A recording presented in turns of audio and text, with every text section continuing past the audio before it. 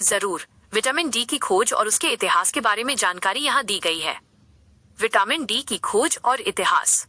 Vitamin D की खोज किसी एक व्यक्ति या घटना का परिणाम नहीं थी, बल्कि ये कई दशकों के वैज्ञानिक अनुसंधान का नतीजा थी, जिसमें मुख्य ध्यान रिकेट्स नामक बीमारी के इलाज पर था। प्रमुख घटनाएं और खोजें। 17वीं सदी 1600 इंग्लैंड के चिकित्सक फ्रांसिस ग्लिसन ने बच्चों में रिकेट्स, हड्डियों के नरम होने और विकृत होने की बीमारी का पहला विस्तृत नैदानिक विवरण, डिटेल्ड क्लिनिकल डिस्क्रिप्शन प्रकाशित किया। 19वीं सदी के अंत, लेट 1800, ये देखा गया कि जो बच्चे धूप, सनलाइट के संपर्क में आते थे, उनमें रिकेट्स कम होता था। ये भी पता चला कि कॉड लिवर ऑयल रिकेट्स का प्रभावी ढंग से इलाज कर सकता है। हालांकि उस समय ये नहीं पता था कि धूप या कॉड लिवर ऑयल में कौन सा विशिष्ट घटक काम कर रहा है। 1920-1922 विटामिन डी की औपचारिक खोज।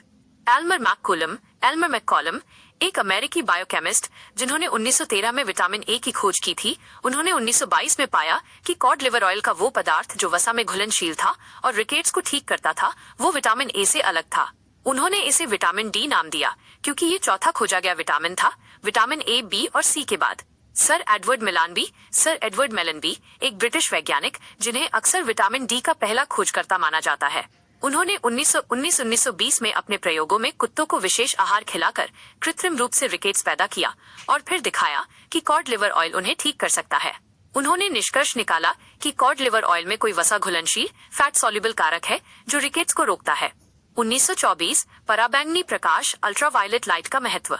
जर्मन रसायन शास्त्री एडोल्फ विंडॉस, जिन्हें बाद में नोबेल पुरस्कार मिला, ने दिखाया कि त्वचा में मौजूद एक स्टेरॉल 7 डिहाइड्रोकोलेस्ट्रॉल जब पराबैंगनी प्रकाश धूप के संपर्क में आता है तो वो विटामिन डी 3 कोलेकैल्सिफेरोल में परिवर्तित हो जाता है। इससे धूप के संपर्क और रिकेट्स की रोकथाम के बीच का संबंध स्पष्ट हो गया। निष्कर्ष।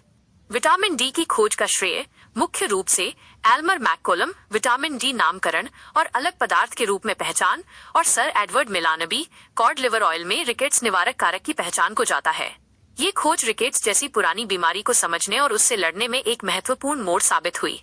क्या आप विटामिन डी के फायदे या स्रोत के बारे में जानना चाहेंगे?